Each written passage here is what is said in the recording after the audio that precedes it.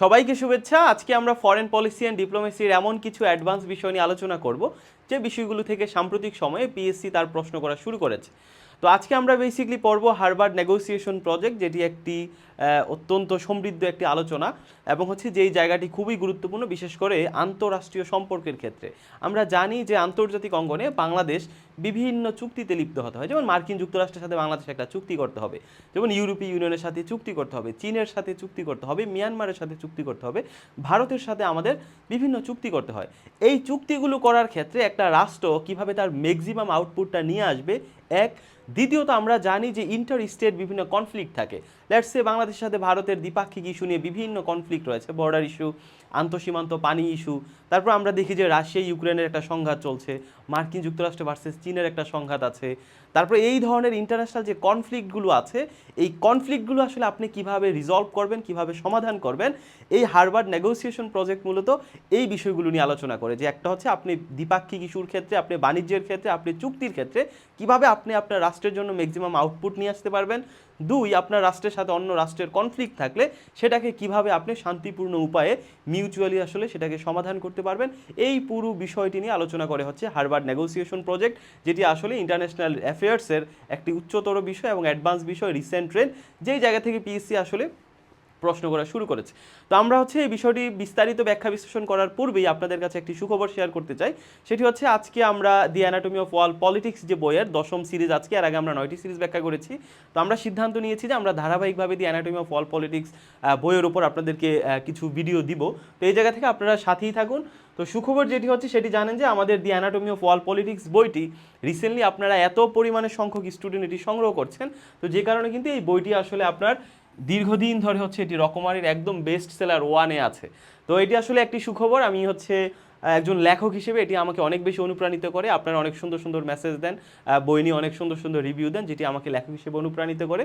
তো সেই জায়গা থেকে, সেই দায়বদ্ধতা থেকে আমি চেষ্টা করছি বর্তমানে আপনাদের জন্য বিসিএস প্রিলিমিনারি যে আন্তর্জাতিক বিষয়াবলী, বাংলাদেশ বিষয়াবলী, নৈতিকতা, তারপর ভূগোল, এই 4টি বিষয়ের 75 মার্কসের একটি বই নিয়ে আসার জন্য আমি বইটি খুব সুন্দর করে সাজানোর চেষ্টা করছি।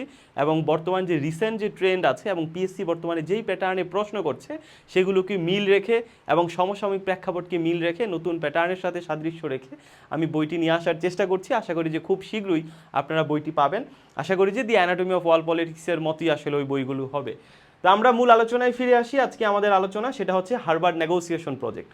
এই যে হার্ভার্ড নেগোসিয়েশন প্রজেক্ট, এই জিনিসটা আপনারা জানেন যে দ্বিতীয় বিশ্বযুদ্ধ যখন শেষ হয়ে যায় 1945 সালের পর থেকে আমরা দেখি যে 1990 সাল পর্যন্ত এই সময়টি ইন্টারন্যাশনাল রিলেশনে এটিকে আমরা বলি যে একটা বায়োপোলার ওয়ার্ল্ড অর্ডার ছিল, মানে একটা দ্বিমেরু বিশ্ব ব্যবস্থা। একদিকে ক্যাপিটালিজম মার্কিন যুক্তরাষ্ট্রের নেতৃত্বে, আরেকদিকে সমাজতন্ত্র সোভিয়েত ইউনিয়নের নেতৃত্বে। তাহলে এই যে একটা দ্বিমেরু বিশ্ব ব্যবস্থায় দুইটা বড় পাওয়ারফুল রাষ্ট্র, দুই দিকে তাদের দুইটা আইডিওলজি নিয়ে তারা একটা দ্বন্দ্বে লিপ্ত। তো এরকম একটা প্রেক্ষাপটে আমরা দেখি যে ওই কোল্ড ওয়ারের যে সময়টা আছে, ওই সময়টাতে পৃথিবীতে অনেকগুলো সংঘাত সেখানে আপনার চলমান ছিল। যেমন আমরা দেখি যে সেখানে আপনার দুই কোরিয়ার মধ্যে একটি যুদ্ধ চলমান ছিল। আপনার এই স্নায়ু যুদ্ধকালীন আমরা দেখি যে দুই ভিয়েতনামের মধ্যে সেখানে যুদ্ধ চলমান ছিল। স্নায়ু যুদ্ধকালীন আমরা দেখি যে বাংলাদেশ এবং পাকিস্তানের মধ্যে যুদ্ধ চলমান ছিল। স্নায়ু যুদ্ধকালীন সোভিয়েত ইউনিয়নের সাথে আমরা দেখি মার্কিন যুক্তরাষ্ট্রের নানা ভিন্ন ভিন্ন ফ্রন্টে অনেকগুলো সংঘাত ছিল। কিউবার সাথে মার্কিন যুক্তরাষ্ট্রের মিসাইল ক্রাইসিস ছিল। এরকমভাবে আমরা দেখি যে এই যে আপনার বায়োপোলার ওয়ার্ল্ড অর্ডারে অনেকগুলো পৃথিবীতে সংঘাত ছিল। এখন এই যে পৃথিবীতে এত সংঘাত হচ্ছে, এত কনফ্লিক্ট হচ্ছে, এই কনফ্লিক্টগুলো আপনি কিভাবে রিজলভ করবেন, আপনি কিভাবে সমাধান করবেন, এই জায়গা থেকে আমরা দেখি যে আপনার বিশেষ করে আপনার 1969 সালের দিকে গিয়ে আপনার হার্ভার্ড ল স্কুলের কিছু প্রফেসর, বিশেষ করে আমি যদি কয়েকজনের নাম উল্লেখ করি, যেমন রজার ফিশার। আপনারা এই নামগুলো শুনে থাকবেন আন্তর্জাতিক বিষয়গুলি যখন পড়বেন। রজার ফিশার, তারপরে আপনার উইলিয়াম উইরি,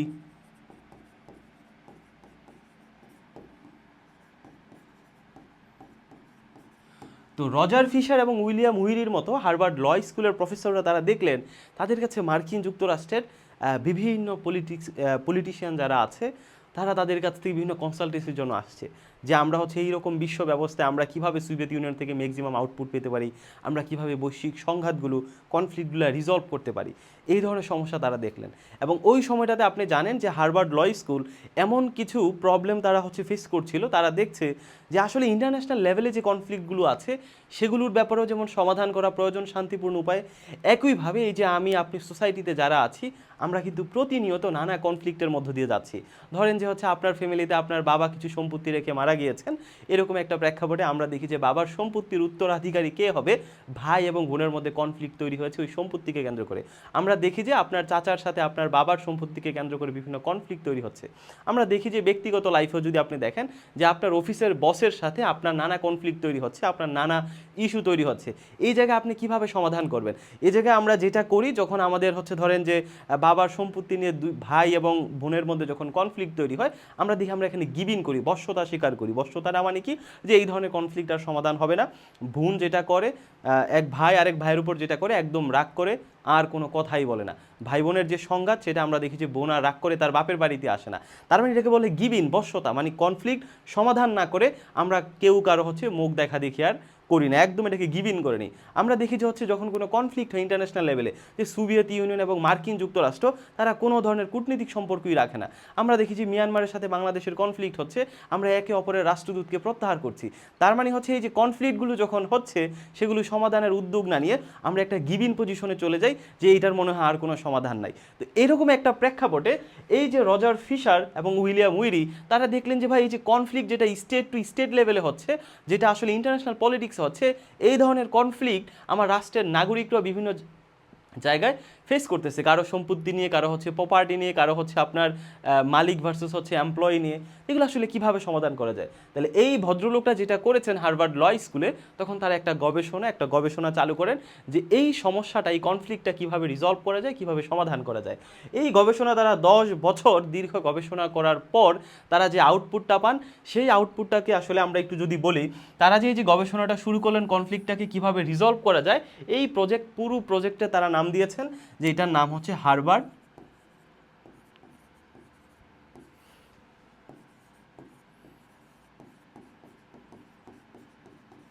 প্রজেক্ট, যেটাকে আমরা সংক্ষেপে বলি HNP। এখন এই প্রজেক্টটা তারা যখন 10 বছর ধরে পরিচালনা করেন, তখন হচ্ছে এই প্রজেক্টে কনফ্লিক্ট রিজলভের, কনফ্লিক্ট সমাধানের হচ্ছে তারা কিছু মেকানিজম পেয়ে যান, তারা কিছু সলিউশন পেয়ে যান, যে এই পদ্ধতি অবলম্বন করে আমরা যে কোনো ধরনের কনফ্লিক্ট, সেটা হইতে পারে ম্যাক্রো লেভেলে, মানে সেটা হইতে পারে ব্যক্তি লেভেলে, সেটা হইতে পারে পারিবারিক লেভেলে, সেটা হতে পারে হচ্ছে রাষ্ট্রীয় লেভেলে, সেটা হতে পারে আন্তর্জাতিক লেভেলে। যে কোনো ধরনের কনফ্লিক্ট রাষ্ট্রে ব্যক্তি যখন কোনো নেগোসিয়েশন করবে, এগুলো সব আমরা রিজলভ করতে পারবো। তো এই ধরনের যে সলিউশনগুলো তারা পেলেন, এই সলিউশনগুলোর উপর ভিত্তি করে এই যে উইলিয়াম উইরি এবং রজার ফিশার তারা একটা বই লিখলেন, যেই বইটার নাম হচ্ছে আপনার getting to yes. Getting to yes মানে যে আমরা সমাধান পেয়ে গেছি, মানে হচ্ছে এখন থেকে আপনি এগুলো সমাধান করতে পারবেন এই ধরনের প্রবলেম উইদাউট গিভিনিং, মানে যে কোনো ধরনের বশ্যতা স্বীকার ছাড়া, যে এই সমস্যার কোনো সমাধান নাই, এই ধরনের মনোভাব ত্যাগ করে গেটিং টু ইয়েস, যে আমরা সমস্যাটা রিজলভ করতে পারবো। তো এখন এই যে তারা 10 বছর পরে যে বইটা লিখেন, যেটার নাম হচ্ছে গেটিং টু ইয়েস, এই বইয়ে তারা কনফ্লিক্ট রিজলিউশনের তারা হচ্ছে 4টা বিখ্যাত মডেল দেন, যেই মডেলগুলোর একটা থেকে আসলে আপনার 47 যে বিসিএস আছে সেখানে ইন্টারন্যাশনাল অ্যাফেয়ার্সের একটা কনসেপচুয়াল এসেছিল আপনার বিসিএস লিখিত পরীক্ষায়। তার মানে চিন্তা করেন যে হার্ভার্ড নেগোসিয়েশন প্রজেক্ট, যেটা আমরা পলিটিক্যাল সায়েন্সে আমরা মাস্টার্সে গিয়ে এটা পড়েছিলাম, তার মানে একাডেমিক অঙ্গনের অত্যন্ত উচ্চতর একটা বিষয়, একটা অ্যাডভান্স একটা বিষয়, বিশেষ করে যারা আপনার আইআর পড়েন তারাও জানেন। কিন্তু এখান থেকে তো পিএসসিতে প্রশ্ন আসার কথা না। পিএসসিতে আমরা দেখি যে বিগত যে প্রশ্নগুলো যদি আপনি দেখেন, 35 বিসিএস থেকে আপনি যদি হচ্ছে 45 বিসিএস পর্যন্ত বিগত 10টা বছরের যদি প্রশ্ন দেখেন, আপনি দেখবেন যে পিএসসি কী নিয়ে প্রশ্ন করছে। পিএসসি একদম বেসিক লেভেলের, যেগুলো একজন স্টুডেন্ট হিসেবে, একজন অনার্স মাস্টার্সের স্টুডেন্ট হিসেবে, একজন গ্রাজুয়েটের স্টুডেন্ট হিসেবে একদম বেসিক নলেজ হিসেবে আপনার জানা দরকার। যেমন রিয়ালিজম বলতে কী বোঝায়, পিএসসি প্রশ্ন করেছে। সে প্রশ্ন করে যে ডেমোক্রেটিক পিস থিওরি কী বোঝায়, হেজিমনিক স্টেবিলিটি থিওরি বলতে কী বোঝায়। সে আপনাকে প্রশ্ন করে যে আসলে ডিপ্লোমেসির স্তর কয়টি। সে পিএসসি আপনাকে এখানে এই বিগত সালে প্রশ্ন করেছে যে মোস্ট ফেভার্ড নেশন বলতে কী বোঝায়, ইকোনমিক ন্যাশনালিজম বলতে কী বোঝায়, টেকনোলজিক্যাল আপনার টেকনো ন্যাশনালিজম বা ফুড ন্যাশনালিজম বলতে কি বোঝায়, যে হচ্ছে আপনার জেনেভা কনভেনশন বলতে কি বোঝায়, ওয়েস্টফেলিয়ান সভরেন্টি বলতে কি বোঝায়, লিবারালিজম বলতে কি বোঝায়, একদম বেসিক লেভেল থেকে প্রশ্ন করছে যেগুলো আমাদের জানা উচিত। কিন্তু আপনি যদি রিসেন্ট এই যে গণ অভ্যুত্থানের পরে যে নতুন পিএসসি গঠিত হইলো, তারা দেখবেন যে একদম এগুলোর পাশাপাশি এই গতানুগতিক বেসিক প্রশ্নের পাশাপাশি কিছু প্রশ্ন তারা অ্যাডভান্স লেভেলে দিচ্ছে। যে কারণে হচ্ছে আমার সাজেশন হচ্ছে আপনারা এই অ্যাডভান্স যে বিষয়গুলো আছে সেগুলো ব্যাপারেও টুকটাক একটু এগুলো কঠিন হলেও আপনারা একটু জানাশোনার চেষ্টা করবেন। আমি কিন্তু আমার যে কোর্স আছে, আমার যে বই আছে, আমি কিন্তু সেখানে এই অ্যাডভান্স বিষয়, রিসেন্ট ট্রেন্ড যে বিষয়গুলো আছে সেগুলো এভাবে সহজে ব্যাখ্যা বিশ্লেষণ করার চেষ্টা করি এবং স্টুডেন্টদের সাথে এগুলো ইন্ট্রোডিউস করে দেওয়ার চেষ্টা করি, যেন অ্যাডভান্স লেভেল থেকে প্রশ্ন আসলো আপনি আনসার করতে পারেন। তো আলোচনায় ফিরে আসি, আমরা দেখি যে রিসেন্টলি পিএসসি অ্যাডভান্স লেভেল থেকে প্রশ্ন আসছে হার্ভার্ড নেগোসিয়েশন প্রজেক্ট থেকে, যে আসলে রাষ্ট্র যখন নেগোসিয়েশন করে ওই নেগোসিয়েশন করার ক্ষেত্রে আপনার পজিশন এবং ইন্টারেস্ট কীভাবে ব্যবহৃত হয়। এটা হার্ভার্ড নেগোসিয়েশন প্রজেক্টের একটা আউটপুট, এটা একটা মডেল, ওই জায়গা থেকে পিএসসি প্রশ্ন আসছে। আপনি যদি একদম রিসেন্ট 50তম বিসিএসের প্রশ্ন দেখেন, পিএসসি প্রশ্ন করেছে লিবারেল ইনস্টিটিউশনালিজম বলতে কি বোঝায়। এগুলো কিন্তু বেসিক লেভেলে, এগুলো অ্যাডভান্স লেভেলের প্রশ্ন। পিএসসি প্রশ্ন করেছে 50তম বিসিএসে যে রিলেটিভ গেইন এবং অ্যাবসলিউট গেইন বলতে কি বোঝায়, যেটা কিন্তু অ্যানাটমি বই হুবহু ছিল আপনার এই যে তার মানে এই যে অ্যাডভান্স লেভেলের যে প্রশ্নগুলো আসে, আপনি যদি এর আগের 46 বিসিএসের প্রশ্ন দেখেন, সেখানে প্রশ্ন আসছে ইন্টারন্যাশনাল অ্যাফেয়ার্সে যে কেন্দ্রীয় ব্যাংক যদি টাকা ছাপায় কখনো কখনো মূল্যস্ফীতি হতে পারে, আবার কখনো কখনো নাও হতে পারে, কিন্তু ইকোনমির ফুল স্কেলে পূর্ণ সক্ষমতার সময় মুদ্রাস্ফীতি অবশ্যই ঘটে। তাহলে এই ধরনের প্রশ্নগুলো কিন্তু অ্যাডভান্স লেভেল থেকে আসে, বেসিক লেভেল না। তার মানে আপনাকে পিএসসি একটা দুইটা করে এই ধরনের অ্যাডভান্স প্রশ্ন দিয়ে সে আপনাকে মেসেজ দিচ্ছে যে শুধুমাত্র বেসিক পড়লেই হবে না, পাশাপাশি অ্যাডভান্স লেভেলের কিছু বিষয় আপনার জানা থাকতে হবে। তো এখন আসি আমরা যে তাদের যে গেটিং টু ইয়েস বইয়ে এই হার্ভার্ড নেগোসিয়েশন প্রজেক্টের তারা যে 4টা মডিউল দিয়েছেন, এটা প্রবলেমটা সমাধানের, যে কোনো কনফ্লিক্ট সমাধানের, সেখানে আমরা ফিরে আসি। তাহলে 1 নাম্বার হচ্ছে তার এই গেটিং টু ইয়েস বইয়ে কনফ্লিক্ট রিজলিউশনের প্রথম যে মেথডটা তিনি আলোচনা করেছেন সেটা হচ্ছে যে ভাই আমার পিপল যারা আছে,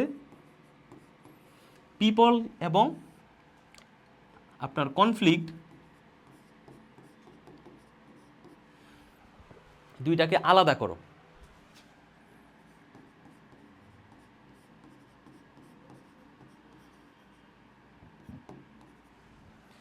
তার মানে হচ্ছে আমার প্রথম মডেল হচ্ছে যে কোনো দ্বন্দ্বের ক্ষেত্রে, যে কোনো প্রবলেমের ক্ষেত্রে, কনফ্লিক্টের ক্ষেত্রে পিপল এবং কনফ্লিক্ট যেটা আছে সেটাকে তুমি আলাদা করো। আমরা একটু পরে সবগুলোর উদাহরণ দিব, আমরা আগে মডেল 4টা জেনে নেই। 2 নাম্বার যে মডেল আছে সে মডেলে বলা হয়েছে যে ভাই আমার যে পজিশন এবং আপনার ইন্টারেস্ট যেটা আছে সেটার মধ্যে হচ্ছে পজিশনকে না, তুমি ইন্টারেস্টকে ফোকাস করো। তাহলে একটা হচ্ছে পজিশন, পজিশন নয় বরং কিসে ফোকাস করো,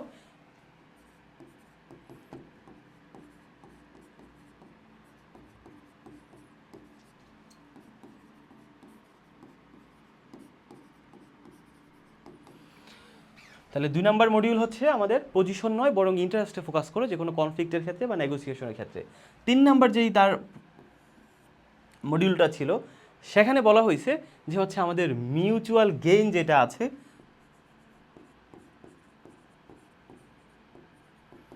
অথবা এটাকে আমরা যেটা বলি একদম মোর একাডেমিক ভাষায় যে এক্সপান্ডিং দি পাই, এটা একটু জাস্ট মনে রাখবেন, এক্সপান্ডিং দি পাই। 4 নাম্বার যে মডিউলটা আছে এই প্রবলেম বা কনফ্লিক্ট রিজলিউশনের হার্ভার্ড নেগোসিয়েশন প্রজেক্টের অধীনে,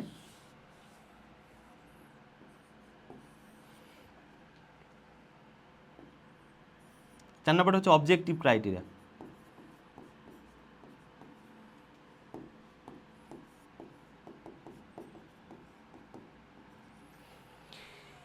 এবার আসি হচ্ছে আমরা এগুলো একটু উদাহরণের মাধ্যমে বোঝানোর চেষ্টা করব। এই যে পজিশন নয় ইন্টারেস্টকে ফোকাস করে, এই জায়গা থেকে আসলে 40 যে 7 বিসিএসে যে প্রশ্নটা আসছিল সেটা এই জায়গা থেকে, যে আসলে নেগোসিয়েশনের ক্ষেত্রে পজিশন নয় ইন্টারেস্টকে গুরুত্ব দেওয়া কেন গুরুত্বপূর্ণ। তো এখন আসি ধরেন যে একটা কনফ্লিক্ট, লেটসে আমরা একদম সহজে বোঝার জন্য আপনাদেরকে একদম পানির মতো, আমি এটা যেহেতু একটা কঠিন বিষয়, অ্যাডভান্স লেভেলের বিষয়, আমি একটু সহজে আপনাদেরকে বোঝানোর চেষ্টা করি।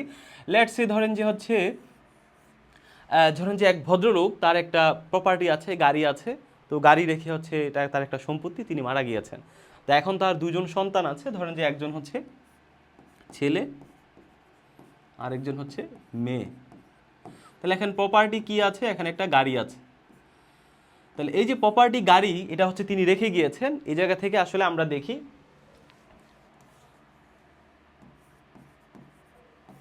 যে একটা গাড়ি রেখে এখানে আছে কে, যে একটা হচ্ছে তার একজন ছেলে আছে, তার মেয়ে আছে। এখন এই প্রপার্টির হচ্ছে মালিকানা কে পাবে? গাড়ি তো একটা। এখন ছেলে বলতেছে গাড়ি তো একটা, এখন ছেলে বলতেছে ভাই গাড়ি এটা আমার, মেয়ে বলতেছে যে না গাড়ি এটা আমার লাগবে।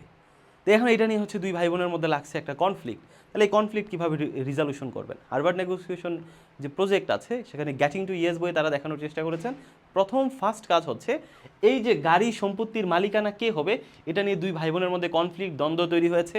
কেউ কারোর সাথে কোনো দেখা করে না, যোগাযোগ করে না, বোন ভাইয়ের বাড়িতে আসে না, ভাই আবার বোনের বাসায় যায় না, একদম গেটিং ইন, একদম একটা যেটাকে আমরা বলি যে বশ্যতা, মানে হচ্ছে কেউ কারো মুখ দেখা দেখি করছে না। তাহলে এইরকম জায়গা থেকে সে বলার চেষ্টা করেছে যে পিপল এবং কনফ্লিক্টকে আলাদা করো। তাহলে হচ্ছে আমার গাড়ি যেহেতু এটা নিয়ে একটা কনফ্লিক্ট, তাহলে গাড়িটাকে আলাদা করো, কনফ্লিক্টের বিষয়টাকে, গাড়ি নিয়ে যেহেতু সমস্যা হচ্ছে গাড়ি আলাদা বিষয়। এবার পিপল, আমরা যেহেতু ভাই বোন তাহলে আমাদের হচ্ছে আমরা আলাদা হই।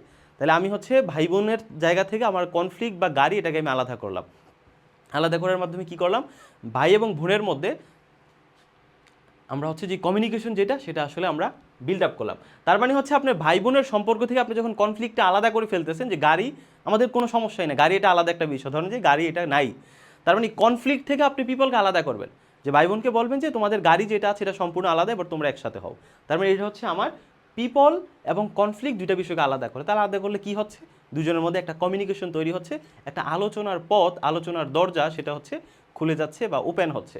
ঠিক একইভাবে হচ্ছে রাষ্ট্রে হচ্ছে কি হয়, বাংলাদেশ ভারতের মধ্যে ধরেন যে একটা গভীর কনফ্লিক্ট আছে, বাংলাদেশ ভারতের সাথে কারোর মধ্যে কোনো যোগাযোগ নাই।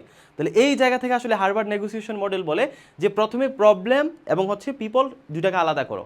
তাহলে আমাদের মধ্যে কী নিয়ে সমস্যা? আমাদের নিয়ে তিস্তা পানি নিয়ে সমস্যা, তাহলে তিস্তা যেহেতু সমস্যা এটাকে আলাদা রাখো। এবার হচ্ছে আমরা রাষ্ট্র হিসেবে আমরা এক জায়গায় আলোচনায় বসি। তার মানে প্রবলেম থেকে হচ্ছে আপনি পিপলকে আলাদা করবেন, তাহলে হচ্ছে কি হয়, একটা কমিউনিকেশন, একটা চ্যালেঞ্জ তৈরি হয়, দুজনে মিলে একটা বসার বা আলোচনার একটা বিষয়ে আমরা সূচনা করতে পারি। দ্বিতীয়ত যেটা আছে সেটা হচ্ছে পজিশন নয় বরং ইন্টারেস্টে ফোকাস করো। তাহলে পজিশন জিনিসটা কি? পজিশন জিনিসটা হচ্ছে কোনো একটা বিষয়ের ক্ষেত্রে আপনার যে অবস্থান। তাহলে এই জায়গা থেকে আমরা দেখি যে এখানে এই যে ছেলে, তার এখানে পজিশন কি? তার পজিশন হচ্ছে যে গাড়িটা এটা আমার বাবার গাড়ি, এই গাড়িটা আমারই লাগবে, এটা হচ্ছে ছেলের পজিশন। এখানে মেয়ের পজিশন কি? তার পজিশন হচ্ছে ভাই এই গাড়ির মালিকানা তো আমারও, আমার বাবা তো আমারও, তাহলে এই গাড়িটা আমার লাগবে।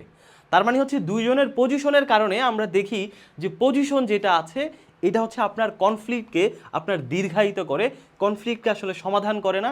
যে কোনো ধরনের কনফ্লিক্ট আসলে এটা লং লাস্টিং করে, দীর্ঘায়িত করে পজিশনের কারণে। আমরা যদি একটা ইন্টারন্যাশনাল উদাহরণ দিই, ধরুন হচ্ছে আপনার ইথিওপিয়া বাদ, আপনারা জানেন যে নীল নদের পানি নিয়ে বর্তমানে মিশর এবং ইথিওপিয়ার মধ্যে একটা কনফ্লিক্ট চলমান আছে। এই জায়গা থেকে মিশরের পজিশন কি? মিশরের পজিশন হচ্ছে ভাই নীল নদের যে পানি আছে এই পানি আমার লাগবে, এটা হচ্ছে মিশরের পজিশন। ইথিওপিয়ার পজিশন কি? ইথিওপিয়ার পজিশন হচ্ছে ভাই নীল নদটা আমার উপর দিয়ে চলে গিয়েছে, তো যে কারণে নাইল রিভারের বা নীল নদের পানি এটা আমারও লাগবে। তাহলে এই যে দুইটা রাষ্ট্রের যে পজিশন, যেটা মিশরেরও পানি লাগবে, ইথিওপিয়ারও পানি লাগবে, এই পজিশন দেখাচ্ছে যে এটা আসলে কোনো সমাধানই দিচ্ছে না, এখানে পজিশনের কারণে সমস্যাটা দীর্ঘায়িত হচ্ছে। এই জায়গায় বাংলাদেশ বলতেছে ভাই তিস্তার পানি আমার লাগবেই, ভারত বলতেছে যে না তিস্তার পানি আমার এখানে আমারই লাগবে, আমি কেন তিস্তার পানি বাংলাদেশকে শেয়ার করব। তার মানে এখানে পজিশন যেটা, পজিশনের ক্ষেত্রে বলা হচ্ছে যে ভাই পজিশনের কারণে আমাদের সমস্যাগুলো সমাধান হয় না, পজিশন সমস্যাগুলোকে দীর্ঘায়িত করে। তার মানে হচ্ছে পজিশন নয়, আমরা যে পজিশন নিয়ে আছি যেটা আমাদের সমস্যাকে দীর্ঘায়িত করছে, সমস্যার সমাধান করছে না, এই পজিশন বাদ দাও, তুমি পজিশন নয়, তাহলে কিসে ফোকাস করো? ইন্টারেস্টে ফোকাস করো। তাহলে এখন প্রশ্ন হতে পারে যে হোয়াট ইজ ইন্টারেস্ট? তাহলে ইন্টারেস্ট কি? তাহলে ইন্টারেস্ট হচ্ছে আপনি যে পজিশনটা নিচ্ছেন, আপনি যে অবস্থানটা নিচ্ছেন, সেই অবস্থানটা নেওয়ার আসলে কেন আপনি সেই অবস্থানটা নিচ্ছেন, এটার কারণ কি, মানে হোয়াই। এই হোয়াইয়ের যে আনসারটা, উত্তরটা, সেটাই হচ্ছে আমাদের সবার ইন্টারেস্ট বা স্বার্থ। তাহলে এখানে ইন্টারেস্ট বা স্বার্থে ফোকাস করতে বলা হয়েছে। তাহলে স্বার্থটা কি? তাহলে এই জায়গায় আমরা দেখি যে আসলে এই যে ছেলে, সে যে তার গাড়িটা চায়, এটা যে একটা পজিশন নিল, এটার পেছনে আসলে ইন্টারেস্ট কি, এটার পেছনে স্বার্থটা কি? স্বার্থটা হচ্ছে ধরেন ছেলে বলার চেষ্টা করলো যে ভাই আমার তো সপ্তাহে 4 দিন অফিস থাকে, তাহলে আমি যদি আমার তো অফিসে যেতে হবে, আমার তো গাড়ি লাগবে, অফিস যেতে কি লাগবে, আমার গাড়ি লাগবে। আমি হচ্ছে যদি আমার এই গাড়িটা যদি না থাকে, আমার এই বাবার গাড়ি যদি আমার না থাকে, তাহলে আমাকে পাবলিক বাসে যেতে হবে, সেখানে আমার সময় নষ্ট হবে, সেখানে আমার পাবলিক হ্যাসেল সহ্য করতে হবে, এবং হচ্ছে সেখানে আসলে আমার বিভিন্ন ট্রাফিক জ্যামের মতো বিভিন্ন হেনস্থার শিকার হতে হবে। তো যে কারণে ভাই আমি যেহেতু 4 দিন অফিসে যাই, আমার অফিসে যাওয়ার জন্য, আমার হচ্ছে সময় বাঁচানোর জন্য, পাবলিক হ্যাসেল থেকে দূরে থাকার জন্য আমার গাড়িটা লাগবে। তার মানে পজিশনের পেছনে আপনার যে কারণ, যে স্বার্থ, এগুলাকে আমরা বলি ইন্টারেস্ট। তাহলে এখন এই যে তার বোন, সেও বলতেছে ভাই গাড়ি, বাবার তো গাড়ি, এটা আমারও তো মালিকানা, তাহলে গাড়ি আমার লাগবে, তাহলে এটা হচ্ছে তার পজিশন। তাহলে এই বোনের পজিশনের পেছনে আসলে ইন্টারেস্ট কি, তার স্বার্থটা কি? তার স্বার্থ হচ্ছে, বোন বলছে যে ভাই আমার তো একটা ছোট মেয়ে আছে, সে ক্লাস 3-তে পড়ে, এখন এই ছোট মেয়ে হচ্ছে, সে হচ্ছে সপ্তাহে 4 দিন স্কুলে যায়, তাহলে এই তার ছোট মেয়ে কোথায় যায়? 4 দিন স্কুলে যায়। তাহলে এখন আমার এই ছোটো মেয়ে, তোর ভাগ্নি, সে তো স্কুলে যাবে এই গাড়ি দিয়ে, তো সে, তাহলে তার স্বার্থ হচ্ছে এখানে তার ভাগ্নি যেটা আছে, তার ছোটো মেয়ে যেটা আছে, সে হচ্ছে স্কুলে যায়। কারণ হচ্ছে একটা ছোটো মেয়ে, সে যদি হচ্ছে পাবলিক বাস স্কুলে যায়, সেখানে সেও হেনস্থার শিকার হবে, সেখানে সেও আসলে তার বিভিন্ন ইনসিকিউরিটিতে পড়বে, মেয়ে মানুষ বিভিন্ন সিকিউরিটি রিলেটেড বিভিন্ন বিষয় আছে। তো এই জায়গা থেকে আসলে তার বোনের দাবি হচ্ছে, তার বোনের যে ছোট মেয়ে আছে, সে মেয়ে 4 দিন স্কুলে যায়, স্কুলে যাওয়ার ক্ষেত্রে তার বাবার গাড়িটা লাগবে। তার মানে আমাদের পজিশনের পেছনে আমাদের যে কারণ, বিহাইন্ড দ্য সিন যে কারণটা আছে, যে স্বার্থটা আছে, সেটাকে আমরা বলি যে ইন্টারেস্ট। তাহলে ইন্টারেস্টে ফোকাস দাও। তাহলে এখন আমরা দেখি একইভাবে হচ্ছে, আমরা যদি এইটা যদি বলি যে পজিশন ইন্টারেস্টে ফোকাস, তাহলে মিশরের ক্ষেত্রে কি হয়? তাহলে মিশরের পজিশন হচ্ছে নীল নদের পানি তার লাগবেই। তাহলে এটা হচ্ছে পজিশন, এখানে ফোকাস দিও না ভাই, যে পানি আমার লাগবে এই জায়গাটাতে ফোকাস না দিয়ে ফোকাস দাও ইন্টারেস্ট। তাহলে মিশরের ইন্টারেস্ট কি? মিশরের নীল নদের পানি দিয়ে ইন্টারেস্ট হচ্ছে মিশরের যে কৃষি ব্যবস্থা যেটা আছে, ওইটাকে সে হচ্ছে আপনার সচল রাখবে। কারণ নীল নদের পানি ছাড়া তো মিশরের কৃষি ব্যবস্থা হচ্ছে আপনার ধ্বংস হয়ে যাবে। তাহলে তার কৃষি ব্যবস্থাকে টিকিয়ে রাখা হচ্ছে মিশরের ইন্টারেস্ট। তাহলে মিশরের কৃষকদের হচ্ছে জীবিকা সচল রাখা হচ্ছে মিশরের ইন্টারেস্ট। মিশরের যে কৃষি উৎপাদন যেটা আছে, খাদ্য উৎপাদন, শস্য উৎপাদন, সেটাকে সচল রাখা হচ্ছে মিশরের ইন্টারেস্ট। তাহলে ফোকাস দিতে হবে কোথায়? ইন্টারেস্টে। ঠিক একইভাবে ইথিওপিয়া, তার পজিশন হচ্ছে নীল নদের পানি লাগবেই। তাহলে এখানে ইথিওপিয়াকে বলা হচ্ছে যে ভাই তুমি এখানে পানি লাগবেই, এটাতে ফোকাস না দিয়ে তুমি ফোকাস দিতে হবে আমাদের কোথায়? ইন্টারেস্টে। তাহলে ইথিওপিয়ার ইন্টারেস্ট কি? ইথিওপিয়ার ইন্টারেস্ট হচ্ছে নীল নদের পানি দিয়ে সে জলবিদ্যুৎ নির্মাণ করছে। তার মানে তার বিদ্যুৎ সেক্টর, তার পুরো ইথিওপিয়াতে হচ্ছে বিদ্যুতের অ্যাভেলেবিলিটি করা, এটা হচ্ছে তার স্বার্থ। সেই বিদ্যুৎ, তার হচ্ছে আপনার জলবিদ্যুৎ কেন্দ্র হলে সেখানে অসংখ্য মানুষ চাকরি পাবে, তার সেখানে ইন্ডাস্ট্রি গড়ে উঠবে, সেই ইন্ডাস্ট্রিতে আবার অসংখ্য মানুষ চাকরি পাবে, বেকারত্ব দূর হবে। তার মানে হচ্ছে এখানে ইথিওপিয়ার হচ্ছে ইন্টারেস্ট বা স্বার্থ হচ্ছে তার সম্পূর্ণটা ইকোনমিক। তার মানে মিশরেরও স্বার্থ দেখি ইকোনমিক, কৃষি রিলেটেড, ইথিওপিয়ার স্বার্থ হচ্ছে ইকোনমিক বা কৃষি রিলেটেড। ঠিক একইভাবে ভাই ভারত বলছে যে ভাই আমার তিস্তা নদীর পানি লাগবে, তাহলে তিস্তা নদীর পানি লাগবে, এটা হচ্ছে ভারতের পজিশন। পজিশনে ফোকাস না, ফোকাস দ্য ইন্টারেস্ট। তাহলে ভারতের কেন তিস্তা নদীর পানি লাগবে? কারণ হচ্ছে ভারতের যে কৃষক যারা আছে, তাদের সেখানে কৃষিকাজে এটাকে আসলে সচল রাখতে হবে। ঠিক একইভাবে বাংলাদেশের পজিশন, তিস্তার পানি লাগবেই, কেন পানি লাগবে? ইন্টারেস্ট কি, স্বার্থ কি? বাংলাদেশের উত্তরবঙ্গের যে খরা আছে, সেই খরা থেকে মোকাবেলা করা, উত্তরবঙ্গের কৃষকদের জীবিকাটিকে আসলে সচল রাখা, সেটা হচ্ছে বাংলাদেশের ইন্টারেস্ট বা হচ্ছে স্বার্থ। তাহলে এই জায়গা থেকে হারবার্ড নেগোসিয়েশন মডেল আমাদেরকে বলছে যে ভাই কখনো পজিশন নয়, বরং ইন্টারেস্ট বা স্বার্থে ফোকাস দিতে হবে। তাহলে কেন স্বার্থে ফোকাস দিতে হবে? যে তোমরা যখন স্বার্থে ফোকাস দিবা, ইন্টারেস্টে ফোকাস দিবা, তখন দেখবা যেহেতু পজিশনে ফোকাস দিলে আছে আমরা সবাই অনড় থাকতেছি যার যার অবস্থানে, সমস্যার সমাধান হচ্ছে না। তাহলে স্বার্থ যখন তুমি ফোকাস দিবা, তখন দেখবা যে স্বার্থটা কেন যেন মিলে যাচ্ছে, একে অপরের সাথে মিলে যাচ্ছে। যে বাংলাদেশের স্বার্থের সাথে ভারতের স্বার্থ মিলে যাচ্ছে, যে তিস্তা নদীতে ভারতের স্বার্থ কৃষকদের বাঁচানো, তার অর্থনীতি সচল রাখা, বাংলাদেশের স্বার্থ বাংলাদেশের কৃষকদের বাঁচানো, অর্থনীতিকে সচল রাখা উত্তরবঙ্গের। তার মানে স্বার্থ দেখি মিলে যাচ্ছে। ঠিক একইভাবে হচ্ছে মিশর এবং ইথিওপিয়ার মধ্যে আমরা দেখি যে মিশরের হচ্ছে ইকোনমি সচল রাখা, কৃষকদেরকে বাঁচিয়ে রাখা, ইথিওপিয়ারও হচ্ছে ইকোনমি সচল রাখা, সেখানে বেকারত্ব দূর করা। তার মানে স্বার্থ তো মিলে যাচ্ছে ভাই, একই স্বার্থ। তো এখন এখানে যে ভাই এবং বোনের মধ্যেও দেখি আমরা স্বার্থে মিলে যাচ্ছে। যে ভাই হচ্ছে সে 4 দিন হচ্ছে সে অফিসে যাবে, সে অফিসে যাইতে হলে তার পাবলিক হ্যাসেল থেকে বাঁচতে হবে, তার দ্রুত সময়ে যাইতে হবে, সে নিজের গাড়ি হলে সে আরামে যাইতে পারবে, ট্রাফিক জ্যাম থেকে সে কম মোকাবেলা করতে পারবে। তার মানে তার স্বার্থ হচ্ছে তার অফিস এবং হচ্ছে তার সহজে যাতায়াত করা। একইভাবে আমরা দেখি যে বোনের স্বার্থ মিলে যাচ্ছে, যে তার যে মেয়ে আছে, সে মেয়ে 4 দিন স্কুলে যাবে, তার মেয়েও হ্যাসেল থেকে বাঁচতে হবে, পাবলিক ট্রান্সপোর্টের দিকে তারা যাবে না, সে হচ্ছে নিরাপদে মেয়ে যেতে পারবে তার প্রাইভেট কার হলে। তার মানে আমরা দেখি স্বার্থে যখন আমরা ফোকাস করছি, তখন আমাদের মিউচুয়াল বা হচ্ছে বিভিন্ন অপশন দেখে আমরা মিলে যাচ্ছি, যে স্বার্থগুলো তো প্রায় সেম, একই। তো এই জায়গা থেকে বলা হচ্ছে যে আমার ইন্টারেস্টে যখন ফোকাস করবো, আমার দেখবো স্বার্থ মিলে যাচ্ছে, তখন হচ্ছে আমরা যেটা করব, ওখান থেকে আমরা একটা সমাধানে বের হইতে পারবো। তাহলে সমাধানটা কি? সেটা হচ্ছে মিউচুয়াল গেইন বা হচ্ছে এক্সপান্ডিং দি পাই। তাহলে মিউচুয়াল গেইন কি?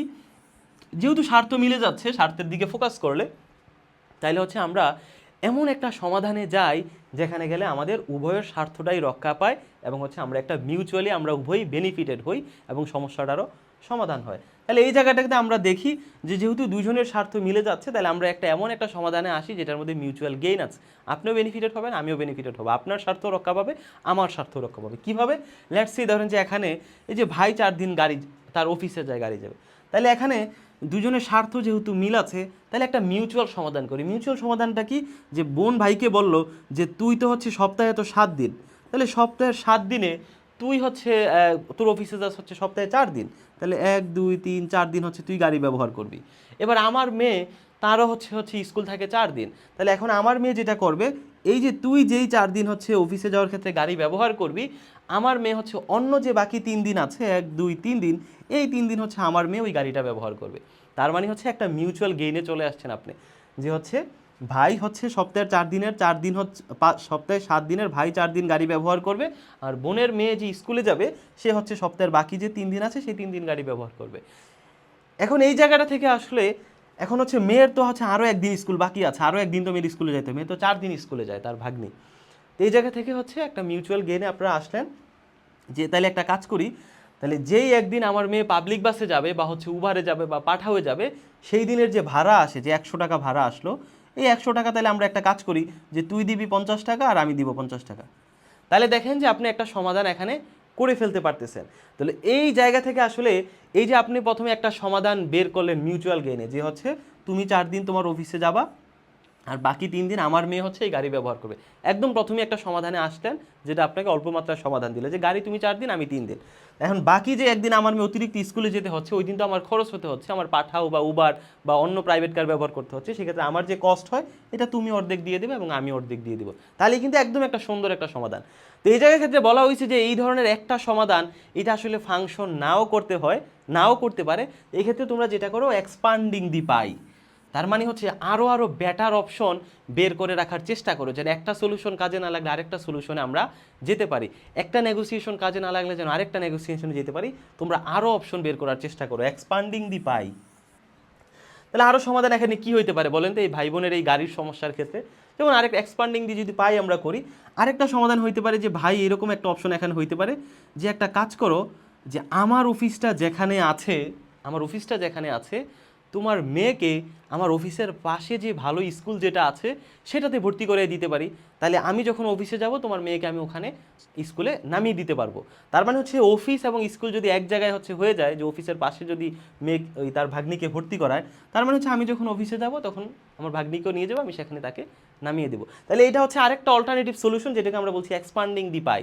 ঠিক একইভাবে আমরা এই জায়গা থেকে আসলে যেটা বলা হচ্ছে যে এই ধরনের সমস্যার ক্ষেত্রে যে মিশর এবং ইথিওপিয়ার যে সমস্যা, সেটাকে আমরা কিভাবে সমাধান করতে পারি। ধরুন যে মিশর এবং ইথিওপিয়া, মিশরের মূল স্বার্থ হচ্ছে আপনার তার কৃষি জমিকে বাঁচিয়ে রাখা, ইথিওপিয়ার মূল স্বার্থ হচ্ছে জলবিদ্যুৎ প্রকল্পকে সচল রাখা, বিদ্যুৎ উৎপাদন করা। তাহলে এখানে মিউচুয়াল একটা সমাধান হচ্ছে যে ভাই তুমি নীলনদের পানি কিছু অংশ থেকে অর্ধেক থেকে তুমি জলবিদ্যুৎ উৎপাদন করো, এবং তুমি জলবিদ্যুৎ উৎপাদন করার ক্ষেত্রে তুমি তোমার অতিরিক্ত জলবিদ্যুৎ সেটা তুমি মিশরে তুমি কম মূল্যে সেটা তুমি সরবরাহ করবা। আবার একইভাবে নীলনদের অর্ধেক পানি থেকে যদি মিশর কৃষি কাজ করে, তাহলে আমি আমার যে কৃষি পণ্য যেটা আছে, কৃষি শস্য যেটা আছে, সেটার সারপ্লাস যেটা আছে, অতিরিক্ত যেটা আছে, এটা আমি কম মূল্যে আবার ইথিওপিয়াতে আমি এক্সপোর্ট করে দিব। তার মানে একটা মিউচুয়াল সমাধানে আসলেন। ইথিওপিয়ার জলবিদ্যুৎ প্রকল্প সচল থাকলো, মিশরের তার কৃষিকাজও সচল থাকলো, মিশর ইথিওপিয়া থেকে সহজে জলবিদ্যুৎও পেলো, আবার ইথিওপিয়া মিশর থেকে সহজে তার কৃষি শস্য সেটাও পেলো। তার মানে এই ধরনের আপনি এক্সপান্ডিং দি পাই, মানে আপনার সলিউশন যেটা আছে, সমাধান যেটা আছে, সেটাকে নানা দৃষ্টিকোণ থেকে বের করার চেষ্টা করবেন যে কি কি করলে আমাদের উভয়ের স্বার্থটা রক্ষা পায়। তাহলে এটাকে বলে মিউচুয়াল গেইন বা এক্সপান্ডিং দি পাই। এবার 4 নাম্বার যেটা আছে, ধরেন আপনি এই ধরনের একটা প্রবলেম সলভ করবেন। ভারত এবং বাংলাদেশের মধ্যে একটা চুক্তি হলো, আমাদের ভারত এবং বাংলাদেশের কনফ্লিক্ট দূর হলো, মিশর এবং ইথিওপিয়ার মধ্যে কনফ্লিক্ট দূর হলো, ভাই এবং বোনের মধ্যে কনফ্লিক্ট দূর হলো। এখন কয়েকদিন পরে হঠাৎ আপনার মনে হইলো যে ভাই আমরা যেই সমাধানটায় গেলাম, আমি যেই সমাধানটায় গেলাম, এটা মনে হয় ফেয়ার হয় নাই। আমি মনে হয় ওই সমাধান করতে গিয়ে নেগোসিয়েশনে, দর কষাকষির ক্ষেত্রে আমি মনে হয় হেরে গিয়েছি, আমি মনে হয় ঠকে গিয়েছি। যেমন আমরা দেখি না যে বাংলাদেশের সাথে ভারতের ধরেন যে 7টা সমঝোতা স্মারক হয়, মেমোরেন্ডাম হয়, তো 7টা সমঝোতা স্মারকে আমরা দেখি যে ভাই একটা স্মারকের মধ্যে আছে যে বাংলাদেশের উপর দিয়ে ভারত ট্রানজিট ব্যবহার করতে পারবে। আরেকটা সমঝোতা স্মারকে আমরা দেখি যে ফেনী নদী থেকে ভারত পানি উত্তোলন করতে পারবে। আরেকটা সমঝোতা স্মারক থেকে দেখি যে ভারত বাংলাদেশে তার পণ্য সে সেটা এক্সপোর্ট করতে পারবে বিনা শুল্কে। কিন্তু আমরা দেখি যে সব সুবিধা 7টা সমঝোতা স্মারকের মধ্যে আপনি যদি দেখেন যে একটা প্রবলেম সমাধান করতে গেলেন আপনি ভারতে দিল্লিতে বসে আপনি 7টা সমঝোতা স্মারক সই করলেন মানে মিউচুয়াল গেইনের ভিত্তিতে, পরে দেশে আইসা আপনি দেখলেন যে আসলে ভাই 7টা সমঝোতা স্মারকের মধ্যে তো 5টাই তো ভারত বেনিফিটেড, আমি মাত্র 2টা জায়গায় বেনিফিটেড হইলাম। তখন কিন্তু আপনার এই সমস্যার সমাধানটা লং লাস্টিং হবে না, আপনার এই সলিউশনটা টিকবে না। আপনি তখন আবার আপনার সাথে ভারতের কনফ্লিক্ট আবার শুরু হবে। মিশর এবং ইথিওপিয়ার মধ্যে যদি সমাধান হওয়ার পরে যদি ইথিওপিয়া দেখে যে না রে ভাই এই সমাধানে নেগোসিয়েশনে তো মিশর আপার হ্যান্ডে চলে গেল, আপনার ইরান এবং মার্কিন যুক্তরাষ্ট্রের মধ্যে যখন যুদ্ধবিরতি চুক্তি হলো, ইরান যদি মনে করে যে না রে ভাই এখানে তো আমেরিকা আপার হ্যান্ডে চলে গেল, সমস্যাটার সমাধান তো আমেরিকা সে আপার হ্যান্ডে থাকলো, সে বেশি বেনিফিট হলো, তখন কিন্তু আমরা দেখি যে চিজফায়ারটা থাকে না, চিজফায়ারটা ভেঙে আবার নতুন করে যুদ্ধ শুরু হয়, আবার কনফ্লিক্ট শুরু হয়। এক্ষেত্রে হারবার্ড নেগোসিয়েশনের এই প্রজেক্টের 4 নম্বর হচ্ছে আমার অবজেক্টিভ ক্রাইটেরিয়া। অবজেক্টিভ ক্রাইটেরিয়া মানেই তোমরা যেই মিউচুয়াল গেইন বা যেই এক্সপান্ডিং দি পাই যে সমাধানে গেলা, ওই সমাধানটাকে তৃতীয় আরেকটা পক্ষ থেকে তৃতীয় আরেকটা দৃষ্টিভঙ্গি থেকে সেটাকে ইভালুয়েট করে দেখো যে এখানে আসলে ফেয়ার হয়েছে কিনা, এখানে আসলে ইকুয়াল জাস্টিস হয়েছে কিনা। তাইলে এখন যদি আপনি এখানে দেখেন যে আমরা যদি আসলে এখানে এই ভাই এবং বোনের মধ্যে যদি সমাধানটা এভাবে করতাম যে ভাই হচ্ছে গাড়ি ব্যবহার করবে 4 দিন আর হচ্ছে তার বোন যে আছে সে গাড়ি ব্যবহার করবে 3 দিন, তাহলে এই সমাধানটা যদি আমরা দিয়ে দিই তাহলে এটা আপনি অবজেক্টিভ ক্রাইটেরিয়া থেকে দেখেন যে এই সমাধানটা আসলে ফেয়ার হয় নাই, কারণ ভাই ব্যবহার করতেছে 4 দিন, বোন ব্যবহার করতেছে মাত্র 3 দিন। এই কারণেই আমরা বললাম যে বাকি অতিরিক্ত যে একদিন বোন যে গাড়ি পাচ্ছে না, সে একদিন তার এক্সট্রা কস্ট হচ্ছে, সেই কস্টের অর্ধেক এই ভাই দিয়ে দিবে আর অর্ধেক হচ্ছে সে দিবে। এইরকম একটা সলিউশন যখন আপনি করতেছেন তখন এটা আপনি তৃতীয় জায়গা থেকে আপনি দেখবেন যে এটা আসলে ফেয়ার হয়েছে। ঠিক একইভাবে ধরুন আপনি বাংলাদেশ এবং ভারতের মধ্যে হচ্ছে সমস্যার সমাধান করলেন, তখন আপনি দেখবেন যে তিস্তা পানি চুক্তি নিয়ে যদি ভারতের সাথে চুক্তি করেন, গঙ্গা পানি চুক্তি নিয়ে যদি ভারতের সাথে চুক্তি করেন, তখন এই সমাধানটা আপনি দেখবেন যে আন্তর্জাতিক যে হচ্ছে আপনার পানির যেই চুক্তি রিলেটেড যে আইনগুলো আছে সে আইন অনুযায়ী আন্তর্জাতিক দৃষ্টিভঙ্গি অনুযায়ী আপনার এই চুক্তিটা ফেয়ার হয়েছে কিনা। আপনি যদি দেখেন যে আপনার ওয়াটার কনভেনশন অনুযায়ী চুক্তিটা ফেয়ার, তার মানে হচ্ছে আপনি অবজেক্টিভ ক্রাইটেরিয়া থেকে আপনি যখন ইভালুয়েট করবেন যে ফেয়ার, তার মানে এটা ট্যাক্সই হবে। মিশর এবং ইথিওপিয়ার যে সমস্যাটা আপনি সমাধান করলেন সেখানে যদি হচ্ছে আপনি আন্তর্জাতিক আইন অনুযায়ী, আন্তর্জাতিক কনভেনশন অনুযায়ী, আন্তর্জাতিক ল অনুযায়ী দেখেন যে না চুক্তিটা ফেয়ার হয়েছে, দুজনই মিউচুয়ালি বেনিফিটেড হয়েছে, তার মানে চুক্তিটা ট্যাক্সই হবে, এটাকে বলে অবজেক্টিভ ক্রাইটেরিয়া। তো এই জায়গা থেকে আসলে আমরা দেখলাম যে একটু জাস্ট আমরা যদি সাম আপ করি যে হারবার্ড নেগোসিয়েশন মডেলের মূল কথা হচ্ছে আমরা এই সমাধানের হচ্ছে তাদের 4টা ধাপ। প্রথমটা হচ্ছে পিপল এবং কনফ্লিক্ট, দুইটাকে আলাদা করে ফেলো, আলাদা করলে কি হয় একটা কমিউনিকেশনের চ্যানেল তৈরি হয়, অন্তত একটা আলোচনার টেবিলে দুইটা রাষ্ট্র বসার একটা সুযোগ হয় যে ভাই আমাদের সমাধানটা আলাদা, সমস্যাটা আলাদা রাখ, আমরা চলে একসাথে টেবিলে বসি, তার মানে হচ্ছে প্রবলেমটাকে আলাদা রেখে আমরা একসাথে বসি, কমিউনিকেশনের সূচনা করি। দ্বিতীয় হচ্ছে পজিশন, যে ভাই তোর পজিশন একটা আমার পজিশন একটা, দুজনের পজিশন একদম রিজিড স্ট্রিক্ট, কোনো সমস্যার সমাধান হচ্ছে না, তাহলে কি করি আমরা চলে ইন্টারেস্টে ফোকাস করি যে আমার স্বার্থ কী এবং তোর স্বার্থ কী, দুইজনের স্বার্থের মধ্যে কোথায় কোথায় মিল আছে সেই জায়গাটা খুঁজে বের করি, খুঁজে বের করার পর চল ওই স্বার্থকে কেন্দ্র করে আমরা একটা মিউচুয়াল গেইন বা একটা সমাধানের দিকে যাই। এখন এই সমাধান হচ্ছে আরও বিকল্প সমাধান কি কি হতে পারে, আমরা হচ্ছে চল এক্সপান্ডিং দি পাই, আমরা চল সমাধানটাকে আরও দীর্ঘায়িত করি, আরও অপশন খুঁজে বের করি যে কি উপায়ে আমরা একে অপরের সাথে সম্পর্কটা বজায় রাখতে পারি। যে এক্সপান্ডিং দি পাইদের আপনি এটাও ব্যাখ্যা করতে পারেন যে মিশর নীল নদের পানি নিয়ে যখন মিশর এবং ইথিওপিয়ার মধ্যে একটা সমাধান হয়ে যাবে, তখন ওই সমাধানের উপর ভিত্তি করে মিশর এবং ইথিওপিয়া অন্যান্য তাদের বাণিজ্য করবে, তারা কালচারাল বিনিময় করবে, তারা হচ্ছে টেকনোলজিক্যাল প্রযুক্তি হস্তান্তর করবে, তার মানে আপনার সম্পর্কগুলো কিন্তু রেমিফাই করবে। কারণ বাংলাদেশ ভারত মিয়ানমারের সাথে ধরুন একটা কনফ্লিক্ট অবস্থায় আছে, কোনো সম্পর্ক নাই, এখন যদি রোহিঙ্গা সমস্যার সমাধান হয়ে যায়, বাংলাদেশের সাথে মিয়ানমারের বাণিজ্য চলবে, ট্রেড চলবে, আমাদের হচ্ছে সাংস্কৃতিক বিনিময় হবে, প্রযুক্তি হস্তান্তর হবে, জলবায়ু মোকাবেলা একসাথে কাজ করতে পারবেন, আপনি দেখবেন যে মাদক মোকাবেলা একসাথে কাজ করবেন, তার মানে এক্সপান্ডিং দি পাই মানে আপনার সম্পর্কটা রেমিফাই করবে, ব্রাঞ্চ আউট করবে, মানে একটা সম্পর্কের সমাধান জটলা খুলে গেলে আপনার নানা সম্পর্ক লেয়ারে লেয়ারে তৈরি হবে, তার মানে এটাকে বলা হয় এক্সপান্ডিং দি পাই বা যেটা আমরা বলি যে রেমিফিকেশন বা হচ্ছে ব্রাঞ্চ আউট। আর 4 নাম্বারটা কি, যে সমাধানটা করলাম এটা যেন অবজেক্টিভ ক্রাইটেরিয়া হয়, যে তৃতীয় একজন ব্যক্তি দেখলে যেন মনে হয় যে না ফেয়ার হয়েছে। বাংলাদেশের প্রধানমন্ত্রী তারেক রহমানের সাথে চীনের প্রেসিডেন্ট শি জিনপিং চুক্তি করছে, এখন দেশের জনগণ যখন চুক্তিটা পড়ে দেখবে, যদি বলে যে না চুক্তিটা ফেয়ার হয়েছে, চীনও লাভবান হবে, বাংলাদেশও লাভবান হবে, তার মানে এটাকে বলে অবজেক্টিভ ক্রাইটেরিয়া, তাহলে চুক্তিটা হচ্ছে আপনার ট্যাক্সই হবে। তো এই জায়গা থেকে আমরা দেখলাম যে হার্ভার্ড নেগোসিয়েশন মডেল। তো এই যে হার্ভার্ড নেগোসিয়েশন যে মডেলটা, এটাকে আমরা আসলে যেটাকে বলি, এটাকে হচ্ছে একটা টার্ম হিসেবে এটাকে বলা হয় হচ্ছে আপনার প্রিন্সিপলড নেগোসিয়েশন। যদি ইন্টারন্যাশনাল অ্যাফেয়ার্সে আপনাদের পরীক্ষায় আসে কনসেপচুয়ালে যে প্রিন্সিপল নেগোসিয়েশন বলতে কি বোঝায়, আশা করি যে আপনারা পারবেন। এখন এই জায়গা থেকে আমরা এই বিষয়টা আসলে কনসেপচুয়াল জায়গা থেকে পড়ছি। এখন এই যে আপনার মেবি হচ্ছে এটা 30 মিনিট হয়ে গিয়েছে ভিডিওটা, আপনি এখন আমার সাথে এই ভিডিওটা দেখলেন, আপনি এটা মনোযোগ দিয়ে বুঝলেন।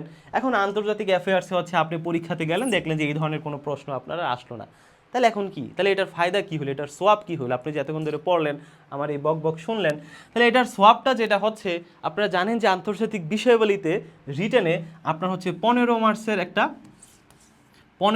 একটা সেগমেন্ট আছে যেটা হচ্ছে প্রবলেম সলভিং, সমস্যা সমাধান।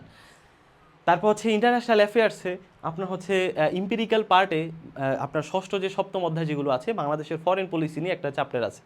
তাহলে এখানে হচ্ছে আপনার একটা প্রবলেম সলভিং নামে একটা 15 মার্কস আছে ইন্টারন্যাশনাল অ্যাফেয়ার্সে। তারপর হচ্ছে আপনার ইম্পিরিক্যাল যে পার্ট আছে, ইম্পিরিক্যাল হচ্ছে ফরেন পলিসি একটা চ্যাপ্টার আছে, যেটাও ধরতে পারেন যে মার্কস মোটামুটি 15ই, কারণ হচ্ছে বেশিরভাগ হচ্ছে ইম্পিরিক্যালি হচ্ছে একটা বাংলাদেশের পররাষ্ট্র রিলেটেড একটা প্রশ্ন সেখানে থাকে। আপনি যদি বাংলাদেশ বিষয়াবলী দেখেন রিটেনের, বাংলাদেশ বিষয়াবলী দেখবেন যে পররাষ্ট্রনীতি নিয়ে একটা অধ্যায় আছে, যেখান থেকে প্রতি বিসিএসে বাংলাদেশ বিষয়াবলী পররাষ্ট্রনীতি থেকে 20 মার্কের একটা প্রশ্ন থাকে। তার মানে আপনি দেখলেন যে হার্ভার্ড নেগোসিয়েশন মডেল পড়লাম, এটা নিয়ে কনসেপচুয়ালি কোনোটাই আসলো না। আপনার হচ্ছে এখানে আন্তর্জাতিক প্রবলেম সলভিং 15, আন্তর্জাতিক ইম্পেরিক্যাল হচ্ছে বাংলাদেশের পররাষ্ট্রনীতি আরও 15, আপনার হচ্ছে বাংলাদেশ বিষয়াবলীর পররাষ্ট্রনীতি, বাংলাদেশ বিষয়াবলীতে রিটেনে এখানে আরও 20 মার্ক। এই জায়গা থেকে আসলে যদি প্রশ্ন আসে যে বাংলাদেশ এবং ভারতের দ্বিপাক্ষিক ইস্যুগুলা বর্ণনা করুন এবং এই ইস্যুগুলা কিভাবে সমাধান করা যায়, তখন কিন্তু আপনি একদম সুন্দর করে হার্ভার্ড নেগোসিয়েশন যে প্রজেক্টের নেগোসিয়েটেড প্রিন্সিপাল যেটা আমরা পড়লাম, সেটা আপনি একদম এই ধাপে ধাপে ব্যাখ্যা করে বাংলাদেশ ভারতের মধ্যে কিভাবে সমস্যাগুলো সমাধান করা যায়, এই মডেলটা আপনি ব্যবহার করতে পারেন।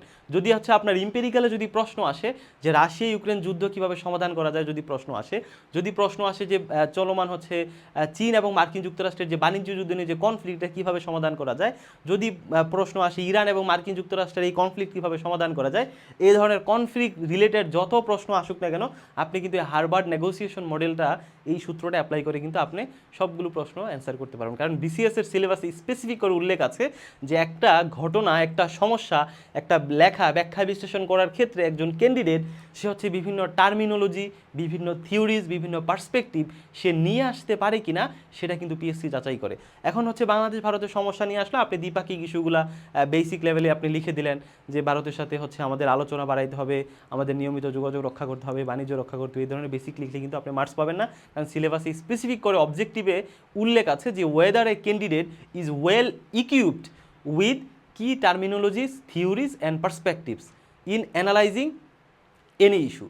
মানে আন্তর্জাতিক অঙ্গনে ঘটে যাওয়া যে কোনো ইস্যু বর্ণনার ক্ষেত্রে আপনি ওই ঘটনা রিলেটেড থিওরি, টার্মিনোলজি, পার্সপেক্টিভ ব্যবহার করতে পারেন কিনা, সেটা কিন্তু পিএসসি যাচাই করে।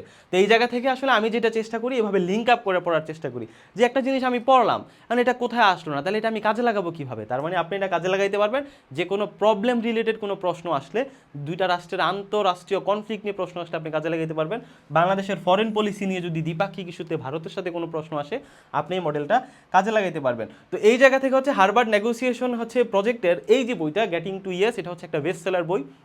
তো এই জায়গা থেকে কিন্তু তিনি দেখানোর চেষ্টা করেছেন। আপনারা খেয়াল করবেন যে 50তম বিসিএস যদি আপনি দেখেন, সেখানে দেখবেন যে ইংরেজি প্যাসেজ যেটা আসছিল সেটাও কিন্তু একটা বিখ্যাত বই থেকে আসছিল, ইয়োভাল নোয়ার হারারি হচ্ছে যে বইটা, যে 21 লেসন্স অফ 21st সেঞ্চুরি, মানে একবিংশ শতাব্দীর জন্য 21টা লেসন নিয়ে তার একটা বই আছে।